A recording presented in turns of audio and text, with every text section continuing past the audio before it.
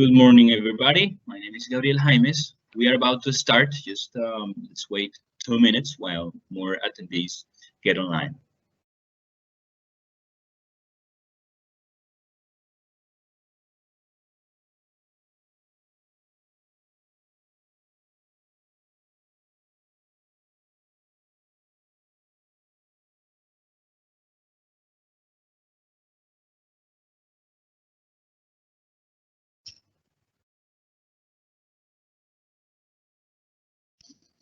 Okay, so welcome everybody.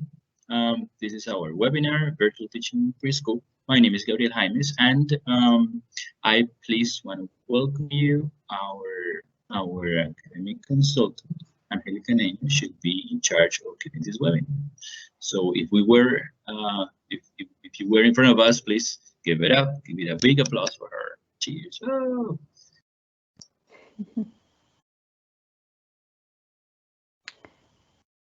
Hello, everyone. Good morning. My name is Angélica Niño, and I welcome you to this event, Virtual Teaching in Preschool. So I really hope you can enjoy this, and I really hope you can get a lot of strategies and tools that can help you during your teaching.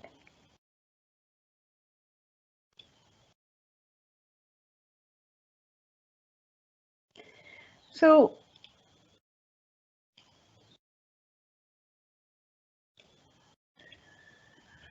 Virtual Teaching in Preschool, I'm going to ask you to please scan this code, and during the whole session, it is going to appear because it is that you can share with your colleagues which strategies and which tools you have been using during this moment that we're doing virtual teaching. So, it is important always to share what we know and what we have done.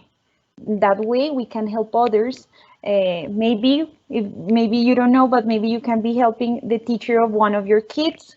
So this is why it is so important to share the knowledge that you have. So you're going to scan this code with your cell phone, and it is going to take you to a page called Padlet.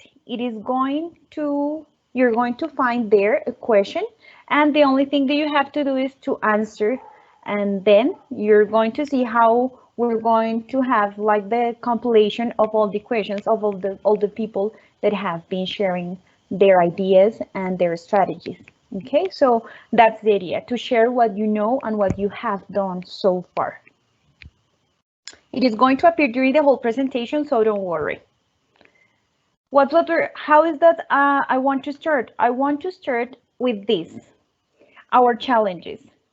As teachers, we have these challenges and we have to see how to deal and how to handle them, right? So families without many computers, maybe many devices that they can use to be connected at the same time. We also have a problem with our little ones, is that they are illiterate. So if they don't know how to read or how to write, sometimes, or in this case, it becomes a huge challenge, because then it is more difficult for us to make them participate in our classes, maybe. Then another issue is time, is the span of attention of our little ones, right? Some of them, the idea is that they can spend like 2 or 3 minutes doing an activity according to their age. So if they are 5, it means they're supposed to do an activity for 15 minutes, 20 tops, right? So it is difficult for us, and it is difficult. We have been all our lives, we have been trying to make them away from screens and from devices, but now it is totally the opposite. We need to find a way on how to make them get connected with control, of course, from parents, but is how can we be in contact with the screens for several minutes trying to make them do certain activity, right? So it is an issue that we have. Now, another issue that we are facing is mindset. We need to change our mindset, right? As teachers, as society, We cannot pretend to do the same things that we did in the classroom or that we usually do in the classroom in a virtual session. It is not possible. It's very difficult because here you're not going to have the contact with the kid. Here you're not going to be with the student all the time. And you're also going to be part of a teaching process with parents, because parents in this process, they become like a tutor for them. They become our assistants. We need to work with parents at the same time as we work with students. So we need to make a team. And in order to do that, we need to change our mindset. It's not easy, it's difficult, but I know we can do it because the situation is just taking us there, right? What is the first thing that you have to do? Well, first, I want to show you this case, and I want you to tell me if you feel like this is you, right? So Sarah is a preschool English teacher. She's 34 years old. There are 15 children in each of her classes. She needs some help with her planning, also with activities and strategies to work with her students. Sarah feels kind of lost and overwhelmed. So sometimes you can feel like this, like it is too much. I mean, I have seen 100 platforms. I have seen 100 activities. I don't know how to match everything together. I don't know how to do this. So the most important thing for you as a teacher is to plan your lessons, to plan your classes, and to organize the information, right? It is very important. So the first thing that you have to do is that you have to choose a site to organize your classes. You don't want your email account full of activities to correct, neither you want your WhatsApp that way. You don't want to have all the activities that your students have done in your cell phone, in your gallery, right? So it is very important that you choose a site that can help you with that. There are many, right? I'm showing you like some of them in order for you to get to know them. These are very popular and they have many good tools for you as a teacher to use. So we have Google Classroom. There you can organize your classes and like a kinder A, kinder B, and you can organize all the activities that you sent. You can send them via Drive, so it is a very good tool. Then we have Edmodo, and it is like a social network, but for with educational purposes. So in that case, you can also create your classes. You're going to post some information that parents can find interesting. Maybe you can post homework there, links to other activities that your students are going to do. So in this one, your students can also upload homework, or you can send them the link to the folder where they have to upload their homework. What kind of homework are we sending to little ones? I'm going to show you later, but maybe videos or photographs or Word documents. So in that case, it is very important to have a place where you can gather all this information and organize it. Otherwise, it is going to be a mess for you, and it's going to make your life a little bit more complicated. Another one, and this is one I really like, is Class Dojo. If you see on the screen, there is like, it gives an avatar for each student, and it has an app too. Parents can have control of or can check the progress on their students' performance at school on the app, and there they can also upload homework. So if you post a homework in Class Dojo, for example, if you say present or send a video where students wash their hands and they describe how to do it.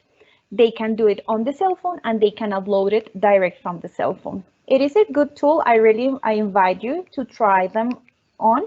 They're very nice. They're easy to use. They're suitable for kids and for parents too.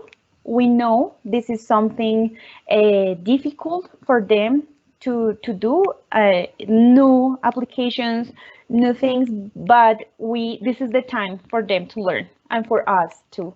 So the first thing that we have to do, and the most important thing first, that would be to organize our information, find a way to organize everything and have everything under control.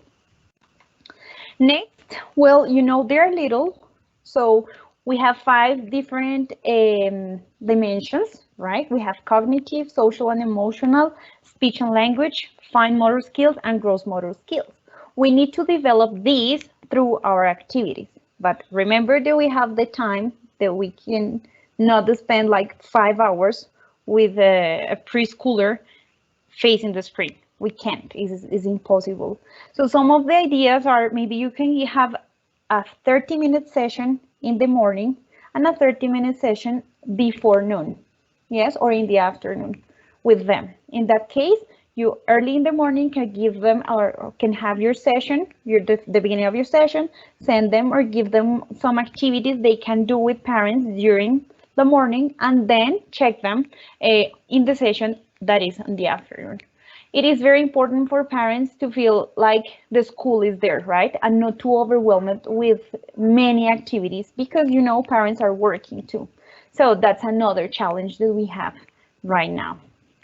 So the idea is to choose 3 of these different dimensions and try to develop them during one session in a day.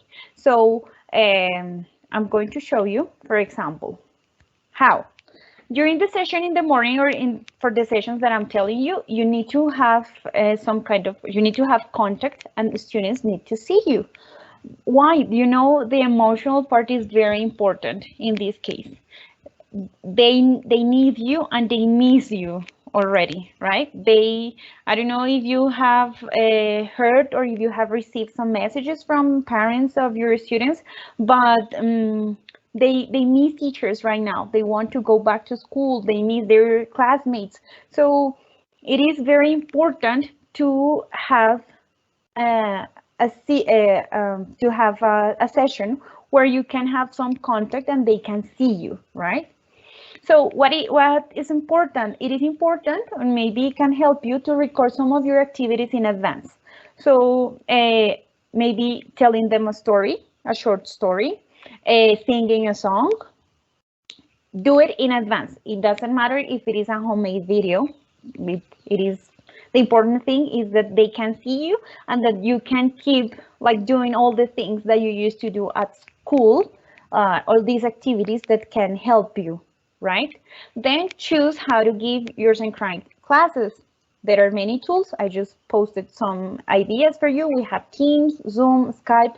So you can just program your session, share the link with parents, and they can get online. What happens if, for instance, one of the students cannot be connected during the time of the session because parents are working too, because parents are, well, they are busy. So what you can do in this case is that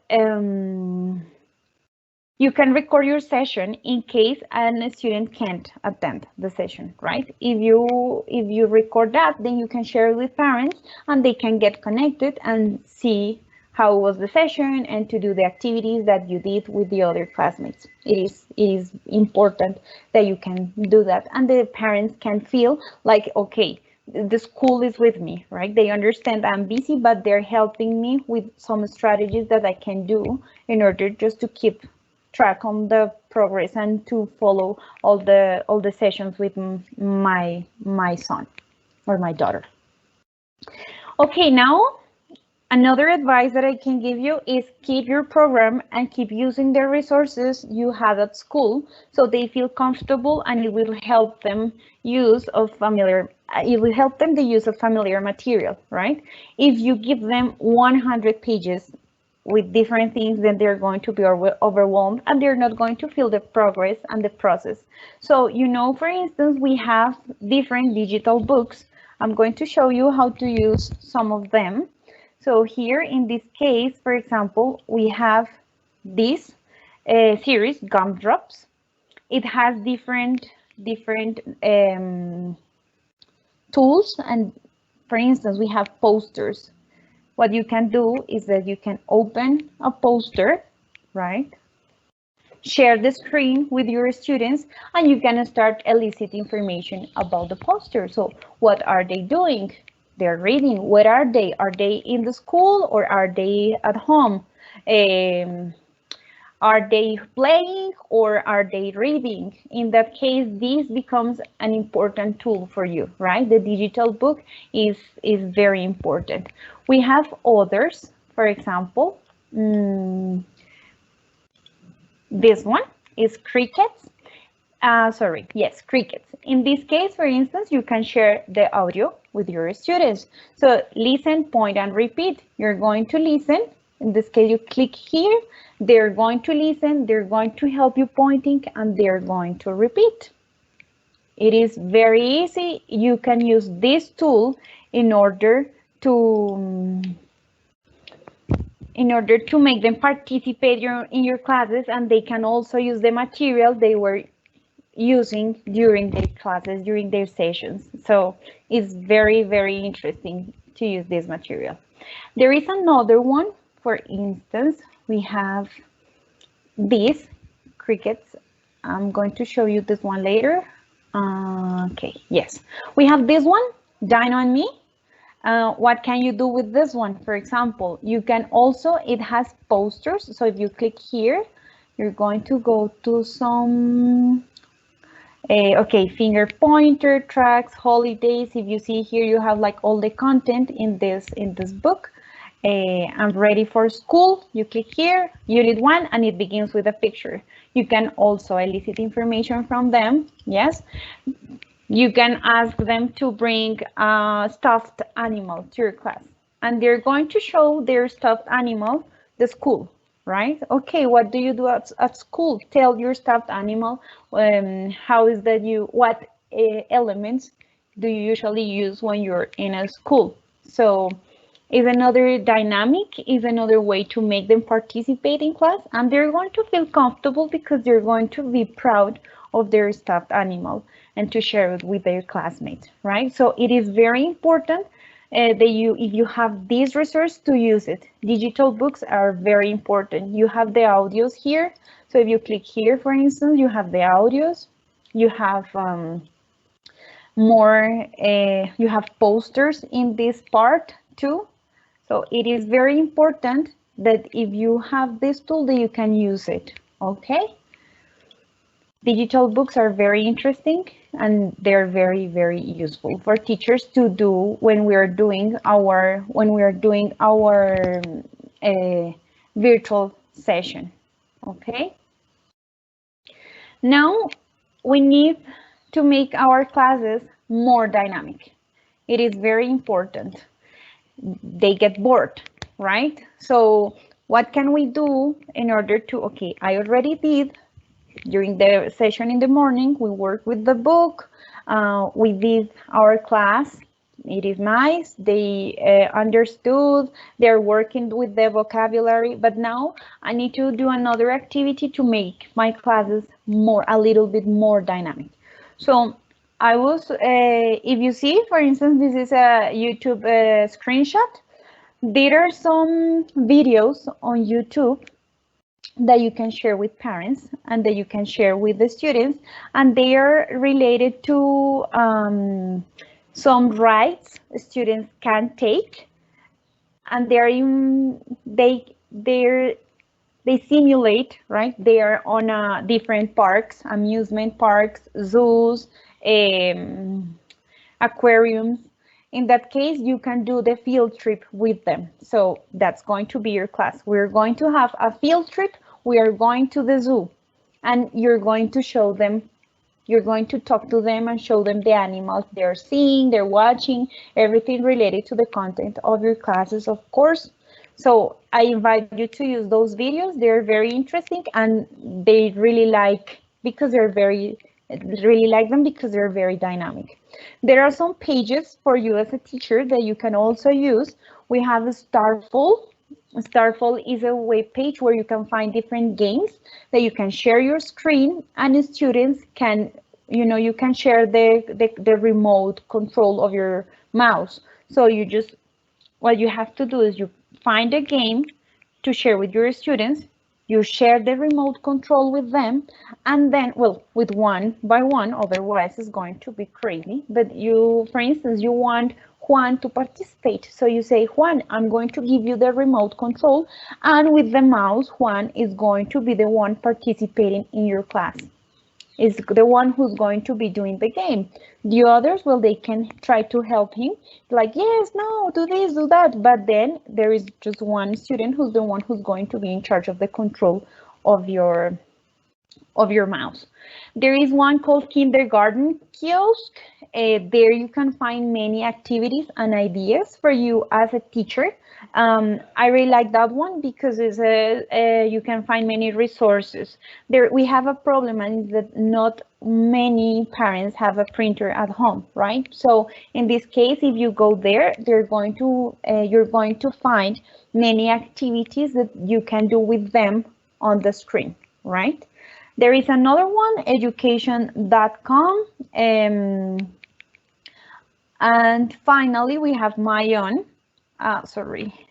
Mayon is a tool that you can use to read books to little ones. Sorry. So, for instance, it is very important, and one of the dimensions that we have to develop with them is literacy, right? So how can we do that? It is very important to read at home. And parents, we can do that. We can read to our children at home. But it is also important that they can feel that you as a teacher, you're with them, and that you can do that with them. So you can use Mayon. There you're going to find many, like more than 5,000 books, and you can choose the book that is appropriate for your students, that is suitable for them, right? You can filter the books by age, and you can choose the books that are suitable for them.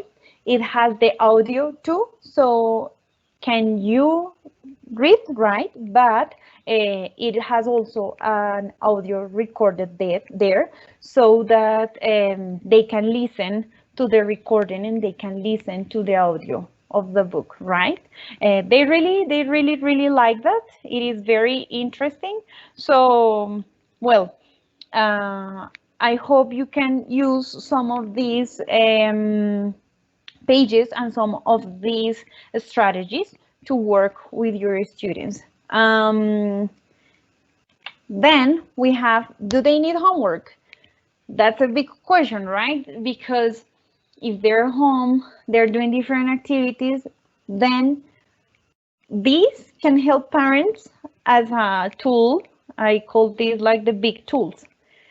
Sometimes we don't want them to be just playing on the cell phone or being on an iPad or on a tablet, right? But sometimes parents, they have a big meeting, they have an important reunion, and we need to, well, keep them busy. Homework, yes, of course, can be homework, but at the same time can help teachers to keep them busy a little bit. So depending on the series that you're working, for instance, for cricket, we have an app that you can download. This one is for tippy toes also.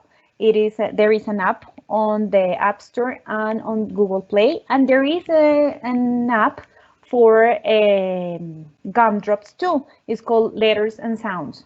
There are other different apps like Khan Academy Kids, Little Pim, Lingo Kids, and Lingumi. Those apps can help parents. It can become homework, right?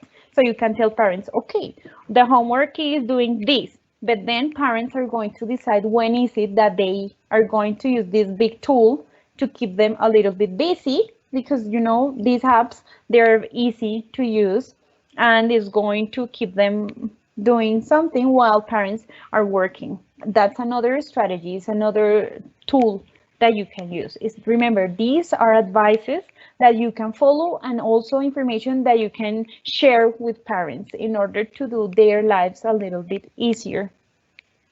I want to show you the microsite of cricket. If you go to Richmond, la.com crickets, then you're going to find this webpage. You just click on Colombia, student, choose your school. You can choose Richmond, Colombia, and then you're going to be there. You can share this information with parents too. It is going to help you also with some activities that are aligned to the content of the book and can help the students being like doing something and practicing at the same time. So for instance, we click here. There are some interactive games, the ones that you can do when you go to the app too, and video clips. So you click here and you're going to find some videos that are interesting for students. Wash your hands, that is very important during these days. Self-control, responsibility. You know that everything that is value related is very important. So we have respect the animals, safety. What you can do is you can ask them to do or to watch a video like this ones, and then for instance, wash your hands. Make a tutorial where you show your classmates how that you wash your hands, okay? Self-control, it is important to relate emotions with colors to know how to control themselves. So these videos are more resources that you can use with your students and that are related to the content of the books that you have right now in your classes, okay? Now, I'm going to show you if we follow with this. So homework is important, we can use it. And we can tell parents it can be a tool for them to use when they really need the little ones to be busy. Be there for them. This is very important, to tell you the truth. Help them with an activity they can do together as a family. Yes. They need to feel that you as a teacher, you're there and that you're really helping them with the control of the little ones. Remember, parents are doing two things at the same time, right? They're working and they're parenting. Yes, sometimes three because they have to take care of the house and, well, many more. So they need to feel like, okay, the school is really helping me. Even though when the student is not all the time on the screen, they're giving me some activities and some things that I can do with my kids in order to keep them busy but learning at the same time. So help them with an activity they can do together as a family. You can tell them, okay, so this week you're going to choose a country, and with your family you're going to travel to that country.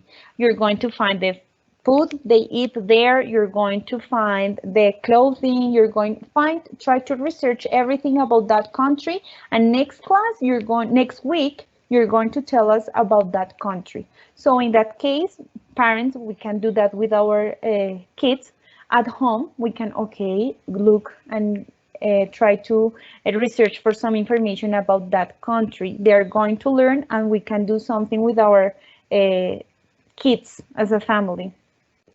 We can also take, well, they love taking pictures, right?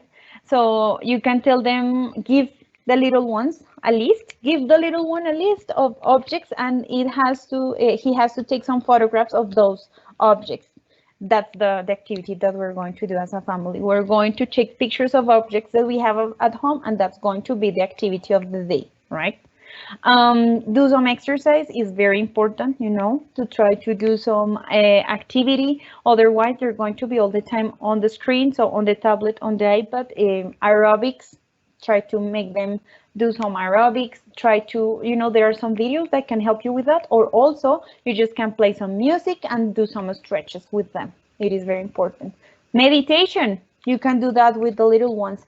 You can play some recording about meditation, and then you're going to be quiet. You're going to be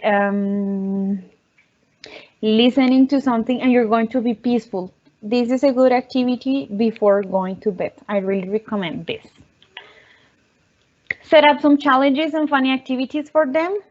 For instance, you can tell them, okay, we're going to do an activity related to art. You're going to choose a work of art, and you're going to recreate that work of art in your house.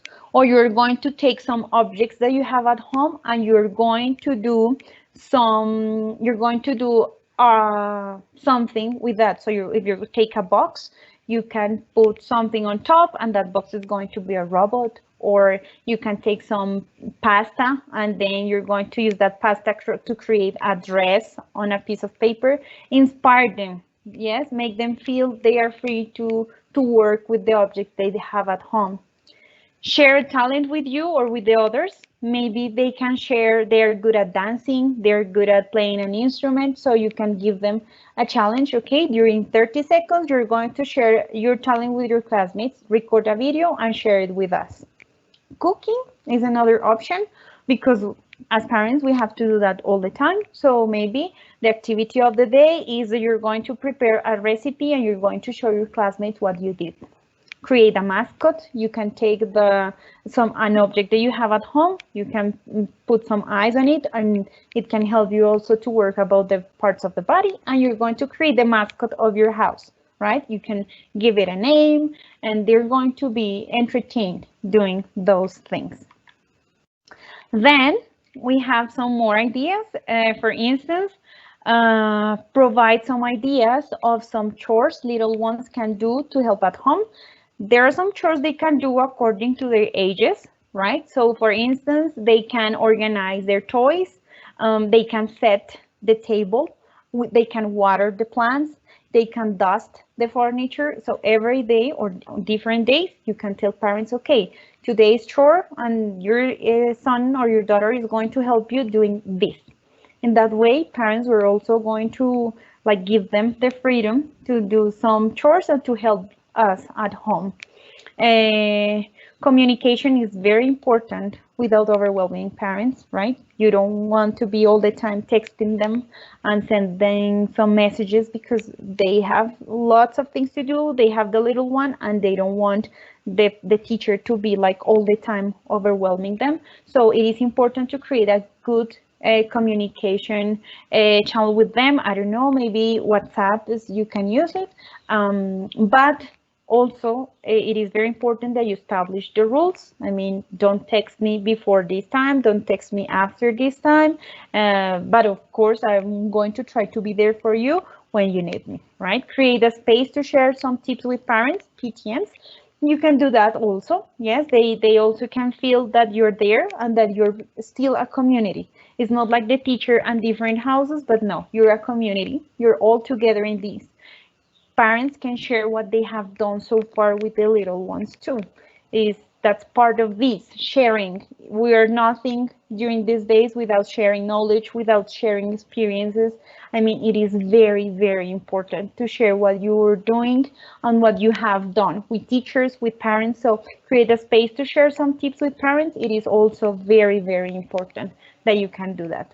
Okay, so networking matters, because we can do it alone. That's what I was telling you.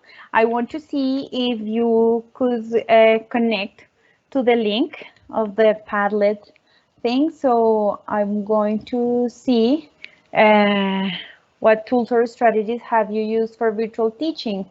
I can see, let's just refresh, for example, and then, okay, if you go there, if you want to go, if you want me to show you the code again, then, well, remember what you have to do is scan the code and share some of the ideas on some of the tools that you have been using during these times of virtual teaching with your students, with parents, you can share all the information that you want that is related to that.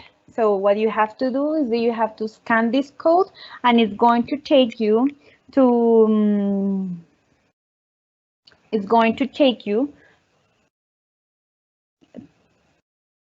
the question, and there the only thing that you have to do is to answer the question. What have you done? Which strategies have you used in order to share this knowledge with other teachers, with parents, it is very, very, very important. So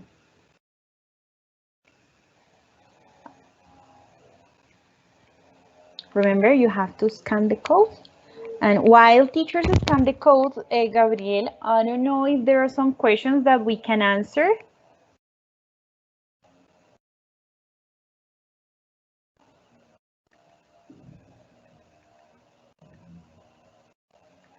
No, there are no questions. I'm going to share the link again on the chat.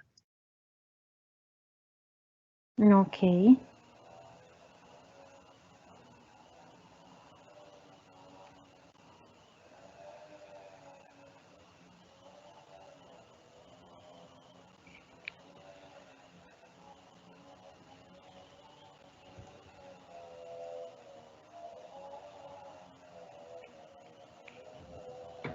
Well, these ideas are well good for you too. Maybe you can share these with parents too. This tool is called it's called Padlet, and there you can create a board to create some well surveys or to ask some information for parents.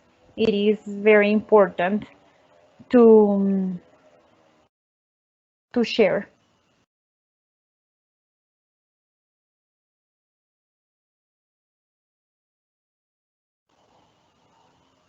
Let's see if we have some answers. So we have sharing games with them, keep the class routines, that's very important. Using Mayon, it is also good for students. So I don't know if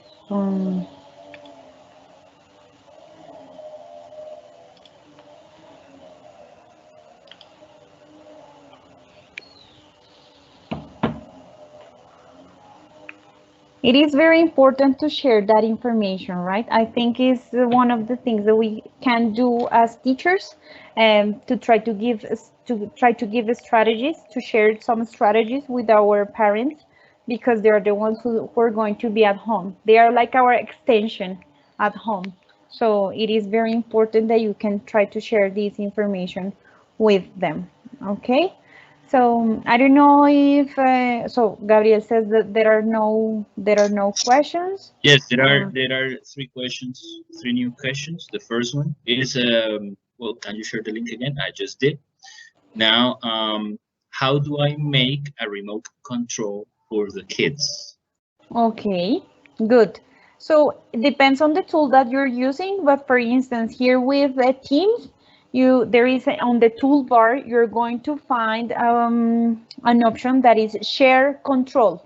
If you're using Zoom, there is also that option of share control, and it looks like a little mouse, and you can share in that case the remote control with your students, so they are going to be the ones using your mouse.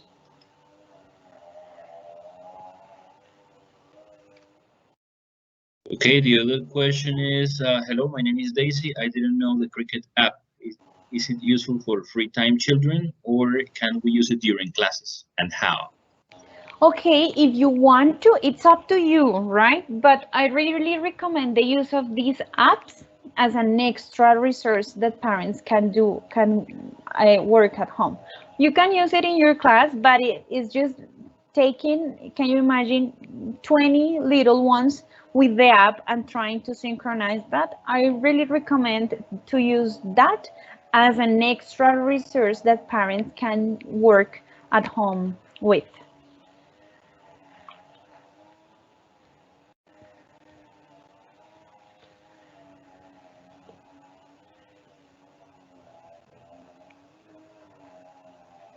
Okay, we have Kahoot, more like this web page that we can use. Okay. No, now, well, Gabriel, if there are no more questions, maybe we can conclude.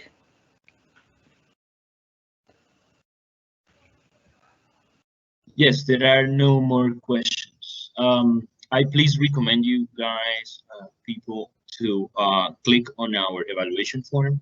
I just put it there. Your opinion is very important to us. So how do you like our webinar? Okay, thank you. So please don't forget to answer the survey, to answer the questions about this webinar. The idea was also always to give you strategies and some information and some activities that you can work with parents, that you can do with the students. I mean, the important thing is that they can feel that you are there, but sometimes we don't know how to make them feel that we are there, because I know your teachers are worried about planning, are worried about classes. So it is important to create this routine and to make them feel that you're there for them. So conclusions, remember, never forget they need your love. Students love you. They really preschoolers, they love their teachers more than any other student. So don't forget that. And effective communication with parents is necessary. They are your co-workers during this stage of teaching that we're having. Let's try to make classes more dynamic, not to overwhelm parents with different tools, pages and resources, but use the necessary ones, and be there for parents and kids with different activities, with assignments. Try to help parents a lot, because they are the ones that are needing your support during these hard times. Well, that's it. Gabriel, thank you very much for your help. Thank you, you all, for your attendance. I hope you have learned a lot about these materials, and I hope you can enjoy and can use them all. Thank you everyone for your participation. Don't forget to complete our survey. Bye-bye and enjoy the rest of your day. Bye.